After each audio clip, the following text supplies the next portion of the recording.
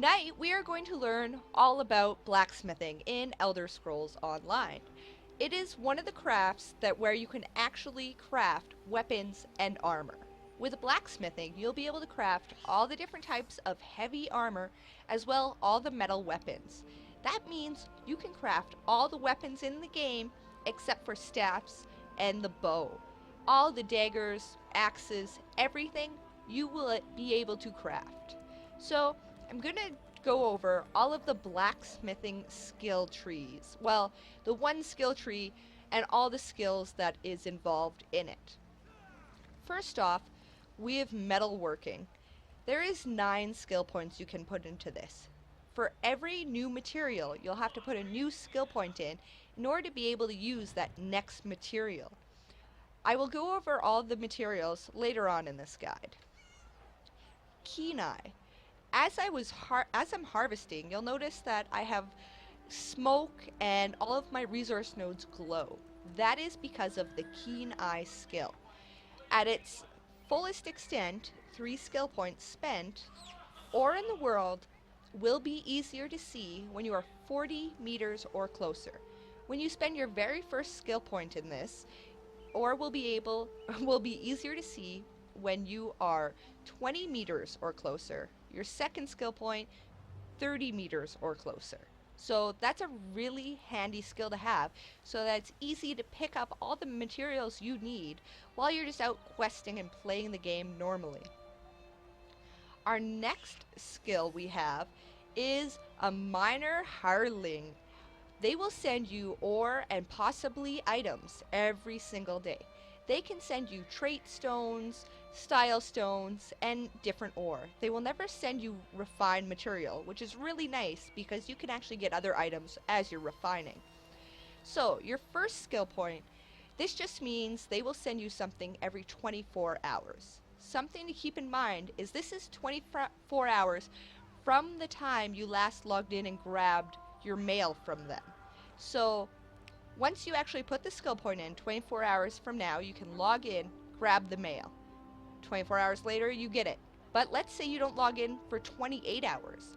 Well, then the timer sort of resets at whatever time you just grabbed your mail, and from then on, it's 24 hours from then. When you put your second skill point in, you just have a better chance of getting more items and better items every 24 hours. If you go all out and put 3 skill points into this, now they will actually send you mail every 12 hours. As a remind you though, this doesn't like stack up in your mail while you're offline. You actually have to log in every 12 hours to get this. That's why I haven't spent the extra skill point. I just can't log in every 12 hours. Metal extraction. This maximizes the chances of extracting blacksmithing ingredients and allows the refining of the most powerful tempers from raw materials. What this means is that when you deconstruct items or when you refine raw materials, I now have the best chance of getting improvement materials, the refined materials back. I have a good chance of getting style stones and trait stones. When you very first start out and you only put 1 skill point into this, it's actually just going to tell you that it improves your chances. It just says improves the chances of extracting blacksmithing ingredients. When you put your second skill point in, it just says greatly improves. Your third skill point maximizes. There's nothing really rock solid or math about this one, but it's definitely a good one to sink a bunch of skill points into. Metallurgy. This one is fantastic. I really recommend you start researching as soon as you start playing Elder Scrolls Online. Metallurgy starts off, well, before you even grab this passive, you're only allowed to research 1 item at once. Every time you research a new trait, it doubles the time. If you want to learn more about research, I have a guide on just researching, so you should definitely check it out. So, when you first put your skill point in here, it's going to reduce your research times by 5% and allow you to research 2 items at once. As a reminder, this means you can research, let's say, a trait on a dagger and a trait on a hammer. You can never research 2 traits on the exact same item at the same time. Now, if you put a second skill point in, because this is out of 4 skill points, it now reduces your research time by 10%, and it still just allows for you to research 2 items at once. On your third skill point in metallurgy, it will now reduce your research time by 20% and allows you to research 3 items at once. That is awesome. For your final step, which is really handy when you get up there and you're researching your final traits on all your items, it reduces your research times by 25%, limits research time to 30 days, and allows for research of 3 items at once. What's really great is that now your research cannot take any longer than 30 days. That's already a really long time. You'd hate to be spending 60 days researching something when you could have just put your skill points into this passive. The very last passive we have under the Blacksmithing skill tree is Temper Expertise. This skill increases your chances of improving items with tempers. This means that when you're improving like a white item to a green item or a fine item, you'll have to use less improvement materials, such as a honing stone, in order to get your 100% chance. So every step you go up really helps. The first skill point increases the chances, second skill point greatly increases the chances, and then at rank 3, which is the maximum, it maximizes your chances. When you are maximized, that means it only takes 2 honing stones to make a white item go green with a 100% chance. This is something you really want to have, especially if you're going to go for those legendary items. You want to use as little mats as possible, but you definitely want to have that 100% chance so you don't lose all those materials. We're going to just quickly run through all the steps, which are a little bit the same for all your equipment crafts, but we'll run through all the steps of actually crafting something. And as I'm sure you might know by now, harvesting is our very first step. So, I hopped on one of my mule characters that I plan on playing down the road just so I can show you something. You'll see when I hop on another character, all the resource nodes are gonna like glow and sparkle and be really easy to spot. Not on this character. Here, let's see if we can find some iron ore. So you're always going to need ore of some kind. That's actually, the material is ore that you harvest in order to turn it into ingot, which you can actually craft with. As we are running around looking for ore, for blacksmithing, you want to make sure that you're looking underneath of like cliffs or near very rocky areas. That's where you're going to find ore. And if we look, I see some. We found some iron ore. Now, iron ore is actually only used for level 1 to 14 items, but the next step of ore, which we'll show you all of them later, it will always be some type of ore that you will mine, ta-da, in order to craft. Now, another thing to keep in mind is with Elder Scrolls Online, you do not need to go buy a pickaxe or any equipment to actually start crafting. You just haul it out of your back pocket and you can start mining ore. So we saw how hard it is to harvest ore when you do not have any passives. Well, there is a passive that helps us out with this, and it is Keen Eye. And I'm going to show you on this character, who has this passive maxed out, what ore will look like when you have it. So let's go find us some ore to harvest. There's some. See, we spotted it from really far away because it's glowing and it smokes. It's a lot easier to spot when you have the Keen Eye ability for all of your different resource nodes. Alright, now that we've actually harvested some ore that we can turn into ingots to craft with, we're going to have to find a crafting station. You're going to have a couple different options here. The crafting stations in cities will have this icon by them, and you'll notice that usually the clothing station is nearby. So look for this little fire icon, and that'll tell you where a blacksmithing station is. As well, another type of icon you can look for, if you've already been there, is this icon. This means it is a special set crafting station. You can also craft regular weapons and armor there as well, but you can also, if you know enough traits, craft the items that have the special 5-piece bonuses. We're gonna just head to your regular old crafting station this time around. So we'll head to Daggerfall. So, now we're in Daggerfall, and we went near our blacksmithing icon, and we roamed around, and look at this! We found a blacksmithing station. So we're just going to walk up to it and use it, and see what screen pops up first. Now, we were out harvesting iron ore, so you'll notice I have 30 iron ore. I need, see, it can be refined to make anywhere in between 7 to 10 ingots. I cannot craft with ore, I have to craft with ingots. So let's refine some of this iron ore and see what happens. This time I have got 10 iron ingots, plus I got some chiselite, which is actually a trait stone that you'll learn about a little bit later. This time I only got 8 iron ingot. You'll notice it's different every time what you get. And here just 8 iron ingot again. Once you're done refining all your materials, you'll actually be able to move on to crafting something. In order to craft an item with blacksmithing, it's really simple. All you're going to have to do is first select if you're going to make a weapon or armor. Then you'll select what exactly it is that you're making. Here we can make a greatsword. If you have the option, you can now choose what material to designate what level of item you want to make. You can press the plus and minus to actually use more material, which makes it go up in level. Once you hit your max level, it won't let you add any more ingots though. You'll have to move on to the next type of material. If you have them available, you can select a racial style. Now, you do need a racial style stone to craft, and you can find these in furniture, barrels, pretty much all over the place. Just make sure you're looting while you're out questing and you'll find some. You're going to start off only knowing your own racial style.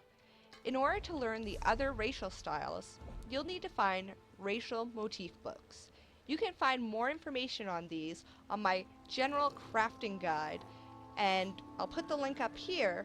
Check that out, and I list out all the different racial motifs as well as where to find them. So once you've chosen your style, if you have the option, you can also choose to add a trait. You can add traits if you've researched that specific item with that trait on it before. I have a whole guide just on researching, so you probably want to check that out. But to give you a quick idea, you just need to find an item, let's say a great sword. I do not know infused. If I had a great sword with infused, I could hit R here and research that item. After 6 hours, if it's my very first item, I will now be able to apply that trait, infused, to great swords. Keep in mind, when I research my second trait for great swords, it's actually going to double in time. It will end up taking 12 hours. This is where that passive comes really in handy. So, and once you know them, they light up as so. Like I mentioned, I have a whole guide that explains researching in a lot more detail. You'll probably want to check that out. So, we'll craft this without a trait because a trait is not necessary. If you do choose to craft with a trait though, you will need the trait stone, which is also commonly found in the world. There we go. Now we just crafted an iron greatsword. Alright, now that we've actually crafted something, since we know how to blacksmith now, we'll look at a couple other options in that crafting window. The next tab we have is actually Deconstruct. This is going to pretty much, you deconstruct your item, you destroy it, you take it apart. So when you deconstruct, there's also a chance where you can get items back. Nothing found. It's also a really good way of gaining inspiration. Oh look, there we got a flint, which is actually a racial style stone. And we got a little bit of our ebony ingot back. Here we have a quicksilver mace. Nothing from that one. Usually you can also, if you deconstruct blue or green items, you might have a chance of actually getting an improvement material back. And as I was mentioning, this is a really good source of inspiration. Inspiration is just crafting experience. And it's a really good source if you find a friend who's at the same level as you are. You both craft a whole bunch of stuff and then you trade. you will get more inspiration from deconstructing someone else's crafted goods than you will your own, or you will also get more inspiration than if you deconstruct looted items or dropped items from mobs. So that's a great way to level up your blacksmithing really quick. Our next tab over is actually improvement. Here, if we craft another dagger really quick, because we already deconstructed it, we can look at improving it. Here you just select what you're looking at again, and you'll notice with honing stones, I can improve this to a green item. With only one honing stone, I have a 50% chance, and with two, I have a 100% chance of improving the item to green. This is because, once again, I have passives unlocked that give me this. It's going to take you more honing stones to improve something when you're just starting out. It always does warn you in case you forgot to change it up to 100. Something to keep in mind. If you take a chance and say you only put one in and it gives you a 50% chance, if you fail, it destroys the item, it destroys your improving materials, therefore your honing stones, and you're left with nothing. So I find it's a good rule of thumb to always get that up to 100%. Once you improve an item to green, you now have the chance to use some dwarven oil to improve it to blue. We won't carry on, but just know that you have to level it up to each item before you can improve it to the next color. And finally, we have our research tab. As I mentioned about traits, if you want to learn more about research, I have a whole guide on this on its own. Might want to check that out. In order to improve items, you're going to need a couple different improvement materials. I'll just quickly let you know what they are. First and foremost, to turn something into a fine or a green item, you'll need honing stones. Increases quality from normal to fine. Once you've improved something to be a fine item, you can use dwarven oil, and it increases the quality from fine to superior. If you would like to further improve an item, you can use grain solvent. This increases quality from superior to epic. And the final improvement material you can use is a tempering alloy. That will increase your item from epic to legendary. Well, now you're going to find out what exactly it is that you can craft with the blacksmithing skill line. We're going to look over all the different weapons and all the different pieces of armor that you can craft once you start this craft. Our first weapon we'll see is that you can craft a one-handed axe. So this would be great if you use one hand and shield, or if you're dual wielding, you can actually wield two axes. The next item is also one-handed, and it's a hammer. You can also create a one-handed sword, or a two-handed battle axe. Our next item is a two-handed maul, or a two-handed sword, which, for the sake of not calling two items a sword, is a great sword. And then, of course, you have your good old one-handed daggers. For armor, you are able to craft all different 7 slots of your armor. So you have your cuirass, you have your sabatons, which is your feet, you have your gauntlets, which is your hands, you have your helm, which is your helmet for your head, you have your greaves, which is your leg armor, you have your pauldrons, which is your shoulder armor, and as well, you have your girdle, which is your belt, or I guess your waist armor. Now we're going to look at all the different materials that you're going to need to know once you get into blacksmithing. You don't need to know all of these right away, but you'll find out that as you level up and want to craft higher level gear, this is what you'll need to find. You'll also notice that the material that you find in different zones will change, along with the level you should be appropriate for that zone. So, we start off with iron ingot, or the not refined version would always be the first name and then ore, so iron ore is what you'll find. This is good from level 1 all the way up to level 14. Then you'll move on to finding steel ingot. This is going to help you out from level 16 all the way up to level 24. Orichalcum ingot will help you out from level 26 to level 34. Dwarven ingot will help you out from level 36 to level 44.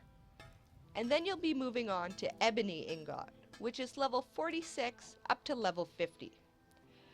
Our next material is where you're actually going to start into your veteran ranks.